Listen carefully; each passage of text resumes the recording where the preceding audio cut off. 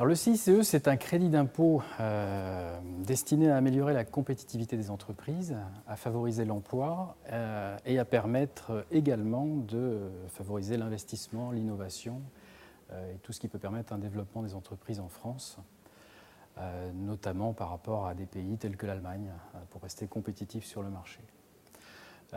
Le CICE, comme son nom l'indique, est un crédit d'impôt, c'est-à-dire que ce n'est pas une baisse ou une exonération des charges sociales sur les salaires, comme il a pu être envisagé sous le gouvernement précédent.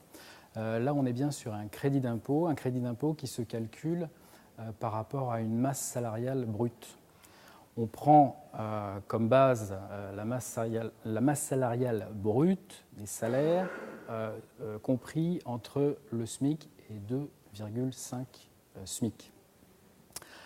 À cette masse salariale brute, donc soumise aux cotisations de sécurité sociale, on applique un pourcentage forfaitaire qui sera de 4% pour l'année 2013 et qui passera à 6% ensuite.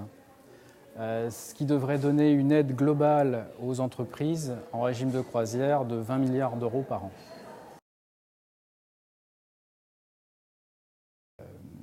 Hier soir, dans la journée d'hier, il y a eu au Sénat un amendement proposé par M. François Marc, qui est rapporteur de la Commission des finances au Sénat, et qui a proposé de modifier les modalités de calcul de ce crédit d'impôt, c'est-à-dire qu'au lieu des 6% forfaitaire appliqué sur cette base constituée par les rémunérations, on appliquerait en fait un crédit d'impôt à l'heure travaillée.